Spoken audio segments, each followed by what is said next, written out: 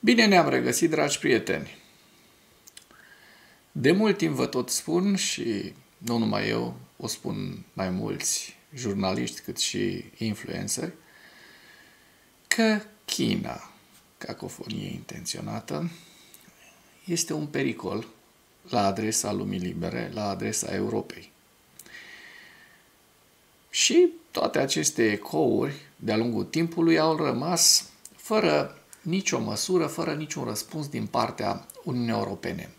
Am văzut că Statele Unite au încercat să ia niște măsuri, dar dependența atât a Statelor Unite ale Americii cât și a Uniunii Europene față de importurile din China este una de speriat, una de groază, una foarte nocivă pentru lumea noastră liberă. Așa ne place să ne numim lumea liberă, pentru că China este, așa cum știm din păcate, o dictatură sângeroasă,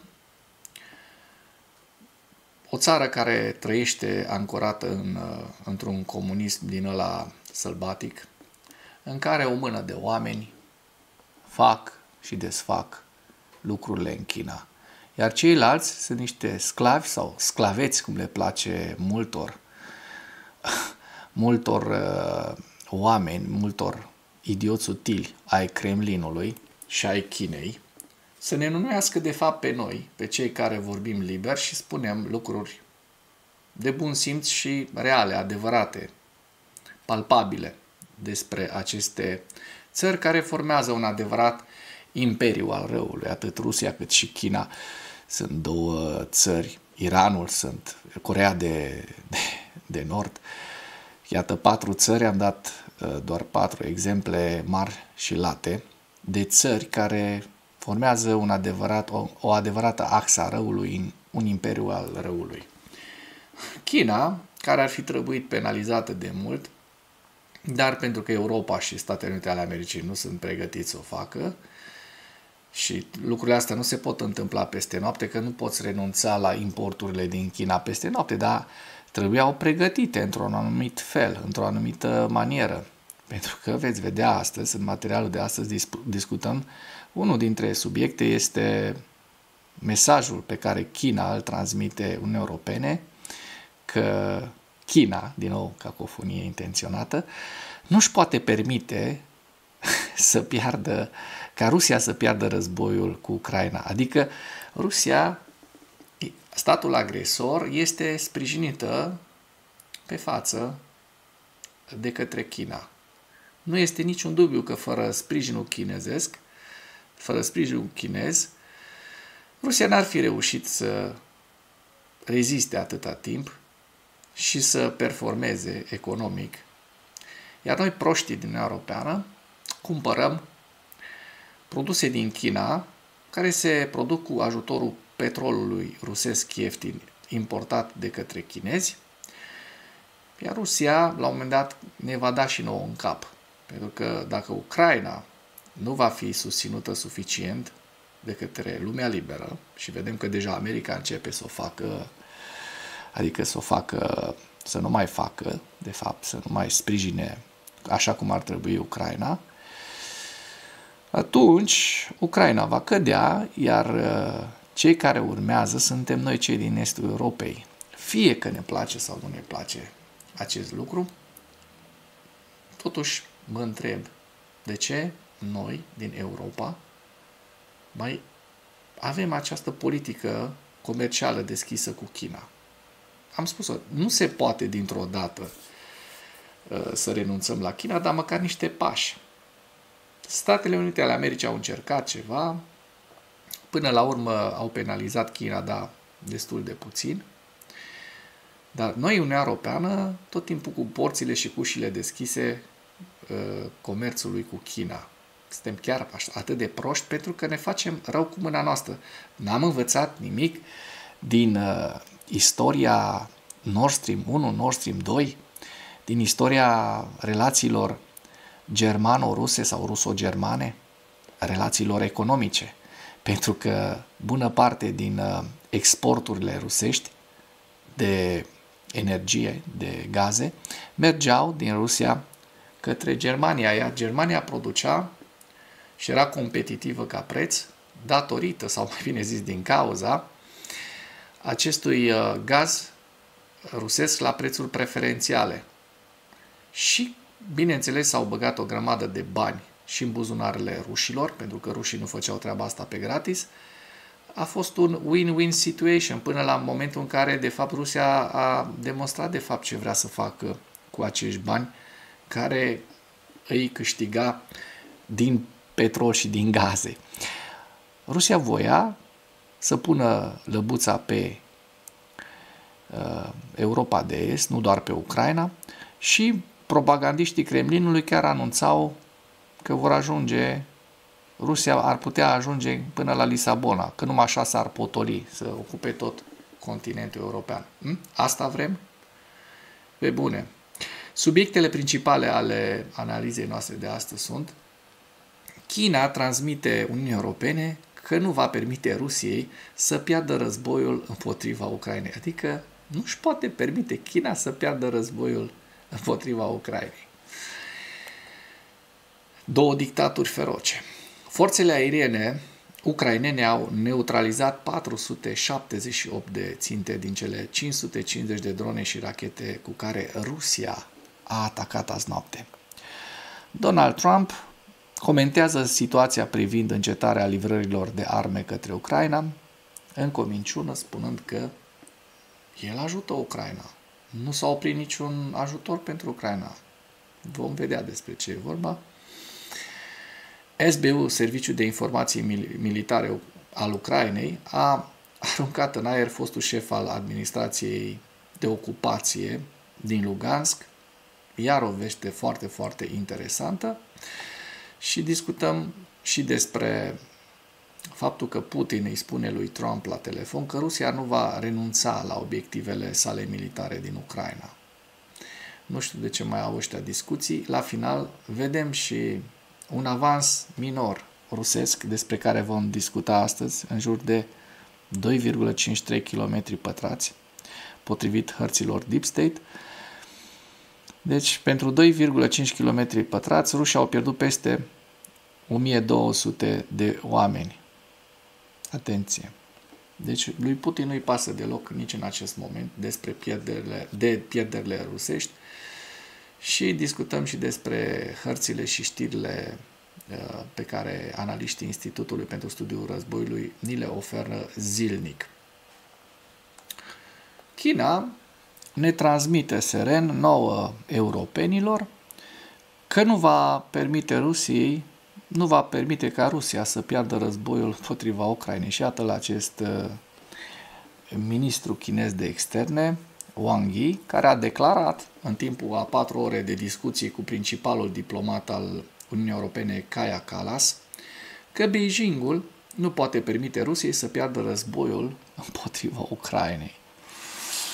Sursa South China Morning Post, citând mai multe persoane familiarizate cu discuțiile. În timpul unei întâlniri cu ușile închise cu Kaja Kallas, ministrul chinez de externe Wang Yi, a declarat că înfrângerea Rusiei este inacceptabilă pentru Beijing, au declarat sursele. Wang a explicat această poziție temându-se că Statele Unite ale Americii își vor îndrepta apoi întreaga atenție către China, au declarat sursele.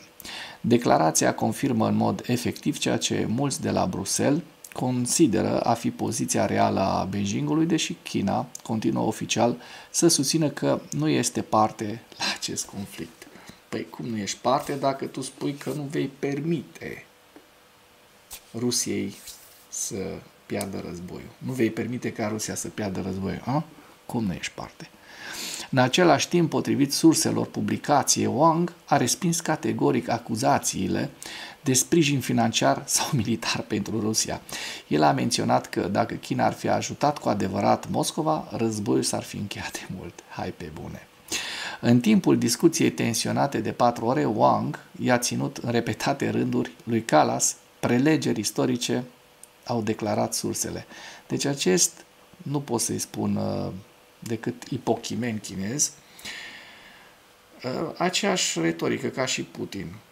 Prelegeri istorice, Ucraina aparținea Rusia și alte mizerii, alte rahaturi de acest gen. Pun pariu că despre asta era vorba și probabil a și zis-o, i-a zis, bă, voi europenii ați subt din China, mai ales Marea Britanie, dar vezi, acum știm că voi nu sunteți nu aveți Marea Britanie în Uniunea Europeană, dar totuși sunteți europeni și ați mâncat o pită de acei din China secole și prelegeri istorice, nu? Forțele aeriene ucrainene au neutralizat 478 de ținte dintre cele 550 de drone și rachete cu care Rusia a atacat Ucraina. Deci, din nou, un val masiv de rachete și drone rusești asupra Ucrainei. Deci, aceleași crime de război, vom vedea că sunt deja destul de mulți răniți, din păcate. Începând cu orele 18, pe 3 iulie, ocupanții ruși au atacat Ucraina cu 550 de arme de atac aerian, 478 de ținte au fost neutralizate, însă au existat lovituri în 8 locații, iar restul au căzut peste 33 de locuri.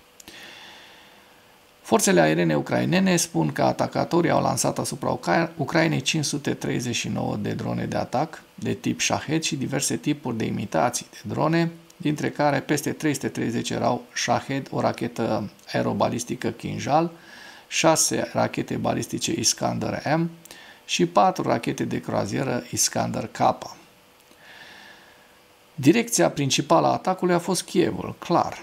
Au fost înregistrate atacuri aeriene inamice în 8 locații, 9 rachete și 63 de drone, precum și căderea de drone doborâte și drone și rachete în 33 de locații. Forțele aeriene ucrainene au reușit să doboare 2 rachete de croazieră Iskander-K și 268 de drone. Alte 208 drone au fost pierdute și suprimate de către războiul electronic. Atacul aerian a fost respins de aviație, forțele de rachete antiaeriene, unități de război electronic și sisteme fără pilot, precum și de grupuri mobile de foc ale forțelor de apărare ale Ucrainei, se arată în comunicat. Și putem să mai prezentăm că sunt și niște victime, din păcate. Uite, 19 victime. Da? Deci civilii atacați cu barbarie în Ucraina cu ajutorul Chinei și a Statelor Unite. Din păcate, ajutorul în ghilimele a Statelor Unite, pentru că nu Statele Unite bombardează, ci Statele Unite ale Americii au oprit ajutorul pentru Ucraina. Ajutorul constând în rachetele Patriot pentru apărare antiaeriană, nu? Și fără rachetele alea Patriot, degeaba ai sistemele de rachete și bateriile de rachete Patriot, pentru că te uiți la ele, n-ai cu ce să tragi în rachetele rusești care vin să îți omoare civilii. Trump comentează situația privind încetarea livrărilor de arme către Ucraina. Președintele american Donald Trump a declarat că Washingtonul, ia să-i vedem și fața, că îmi place foarte mult să-i văd fața lui omul ăsta, lui Pokémonul ăsta, că Washington, așa cum vă spuneam, continuă să furnizeze arme Ucrainei în ciuda îngrijorărilor legate de epuizarea propriilor arsenale. Băi, ce mincinos ești, măi! Trump, vorbind cu reporterii la baza aeriană Andrews din Washington, răspunzând la întrebarea unui reporter despre suspendarea livrărilor de arme către Ucraina, acesta a declarat că Statele Unite continuă să sprijine Kievul. Nu am suspendat. Noi am furnizat arme, dar am furnizat atât de multe arme și încă încercăm să-i ajutăm. Biden a devastat întreaga noastră țară furnizând arme și trebuie să ne asigurăm că avem suficiente arme pentru noi înșine. Bă, cum vine asta? Cum pe bune?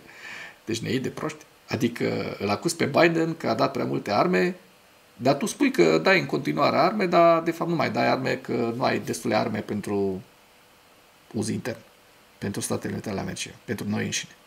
Cum vine asta? Adică ne iei chiar așa de proști? Mincinosule. SBU a aruncat în aer pe fostul șef al administrației de ocupație din Lugansk. Ia să vedem, iată-i fața, ăsta este responsabil cu niște crime de război, așa cum veți vedea, în Luganskul ocupat, SBU l-a lichidat pe fostul primar de ocupație din Lugansk, Manoli Spilavov. Sursa informației, Ukrainska Pravda, adică adevărul ucrainean, și cu referiri din SBU, din informațiile SBU.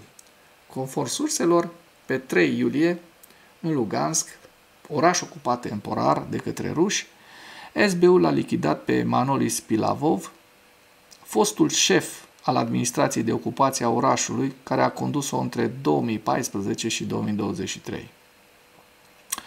Pilavov a murit în urma unei explozii.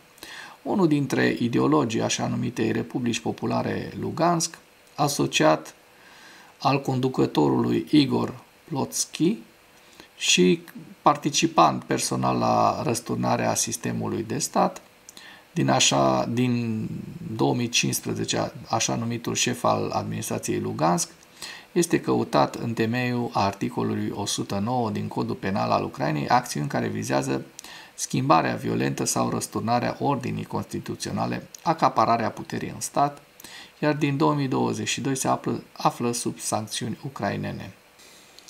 Ultimele noutăți despre războiul din Ucraina. Putin îi spune lui Trump că Rusia nu va renunța la obiectivele sale militare din Ucraina. Deci, iată fața unui criminal de război. Lui Trump îi place să sune criminalul și să legitimeze din când în când. În timpul unei convorbiri telefonice cu președintele american Donald Krasnov Trump, pe data de 3 iulie, președintele rus Vladimir Putin a declarat că Rusia își va continua obiectivele în războiul împotriva Ucrainei, a declarat consilierul Kremlinului Yuri Ushakov. Conversația de o oră dintre cei doi președinți s-a concentrat pe războiul Rusiei în Ucraina și pe situația din Orientul Mijlociu, potrivit lui Ushakov. Trump a subliniat încă o dată necesitatea de a pune capăt ostilităților militare cât mai curând posibil. Vladimir Putin a menționat că Rusia continuă să caute o soluție politică negociată la conflict, a declarat Ushakov. Președintele nostru a declarat că Rusia își va urmări obiectivele, abordând în special cauzele profunde care au dus la situația actuală și nu va renunța la aceste obiective. Consilierul Kremlinului a adăugat că cei doi lideri au discutat despre diplomația culturală în special, despre schimbul de filme, de materiale, care promovează ceea ce Ushakov a descris ca fiind valori tradiționale apropiate Rusiei și administrației prezidențiale americane. MAGA, adică Make. Da, deci oamenii ăștia doi sunt destul de similari, chiar dacă încă Donald Trump, și să sperăm să rămână așa, nu este criminal de război.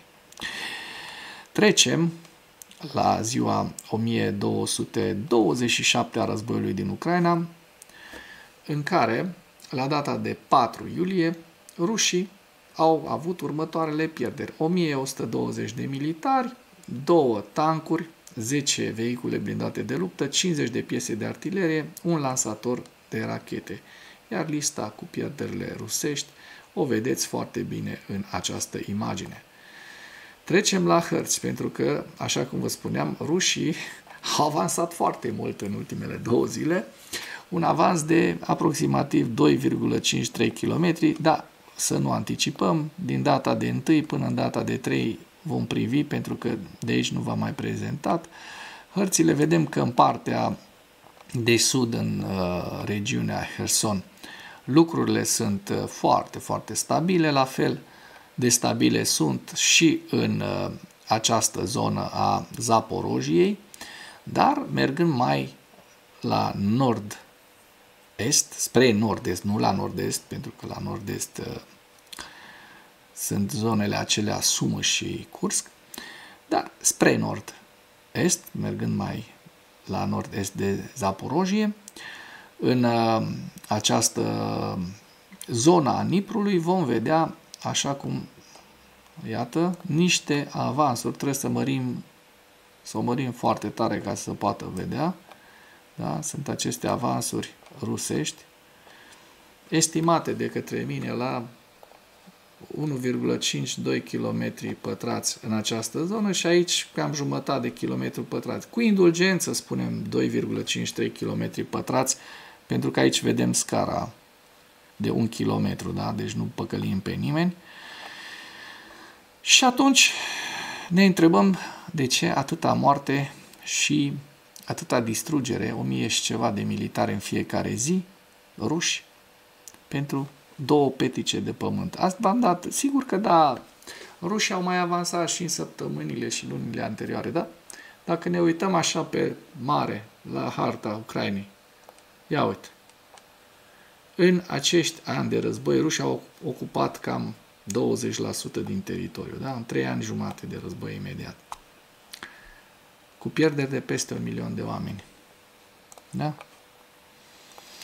Poate și eu prost și nu înțeleg, dar vedem din aceste imagini că, iată, și în ultimele 2 zile, mare avans rusesc. Da? Aici, în aceste 2 zone. Asta este o zonă gri care este disputată. Probabil că rușii vor ocupa și Oleksivka în curând, dar tot așa, cu pierderi foarte mari, pentru că ucrainenii știu să administreze foarte bine orice retragere. Au învățat. Bun. Da, și să vă prezint și avansul, de fapt, în ce zonă. În Pidudne este acest sat sau localitate. Merită oare? Mă mai întreb încă o dată. Nu știu, eu cred că nu. Mergem mai departe către Ceasoviar, vedem că nici un avans rusesc nu este înregistrat, la fel nici în zona Kupianskului, și mergem către Vovchansk, nicio modificare a fronturilor. Mai dăm un ochi pe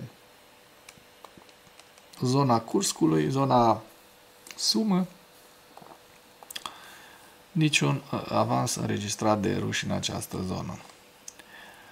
Bun, trecem la evaluarea campaniei militare ofensive rusești la data de 3 iulie în viziunea analiștilor Institutului pentru Studiul Războiului cu principalele informații. Președintele Putin a respins apelul președintelui Trump pentru o pace rapidă în Ucraina în timpul unei convorbiri telefonice cu Trump pe data de 3 iulie. Angajamentul declarat al lui Putin față de obiectivele sale din Ucraina, inclusiv eliminarea așa numitelor cauze profunde ale războiului, contrazic afirmațiile că Rusia susține negocieri semnificative pentru a pune capăt războiului. Detaliile despre recenta suspendare a ajutorului american acordat Ucrainei rămân neclare. The Economist a declarat pe 2 și pe 3 iulie că Statele Unite au oprit livrările de ajutoare către Ucraina în Polonia, care includeau 30 de interceptoare PAC-3 pentru sisteme de apărare antiaeriană Patriot, 8496 de muniții de tip obuziere, cu explozibil puternic de 155 de milimetri, 142 de rachete aer-sol, Hellfire, 252 de rachete cu sistem de lansare multiplă ghidată, GMLRS, 25 de rachete pentru sistemele portabile de apărare aeriană Stinger, Manpads, 125 de lansatoare de grenade, 92 de rachete aer-aer, AIM. Deci, iată că Trump minte, de fapt a oprit acest ajutor. Un atac ucrainean l-a ucis pe comandantul șef adjunct al marinei ruse din regiunea Kursk, iar un actor necunoscut l-ar fi putut asasina un oficial de rang înalt din cadrul Serviciului Federal de Securitate a Rusiei, FSB, în orașul Moscova. Este vorba despre Gutkov, generalul major Mihail Gutkov, care a murit pe 2 iulie în timpul operațiunilor de luptă din zona de frontieră a regiunii Kursk. Serviciul de securitate al Ucrainei, SBU, l-ar fi asasinat pe fostul primar al orașului Lugansk. Da? O știre care v-am prezentat-o.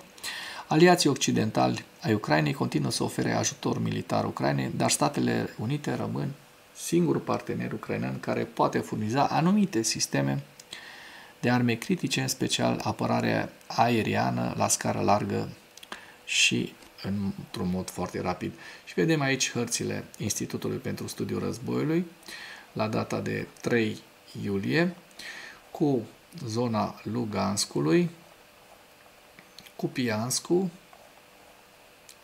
Donetsk, Siversk, Constantinivka, Pokrovsk, Zaporojie, Kamianske și Herson. Și cu acest ultim detaliu închei materialul nostru de astăzi cu îndemnul: dacă ați găsit informații utile în acest videoclip, nu ezitați să-l distribuiți pentru a ajunge la cât mai multă lume. Mulțumesc mult!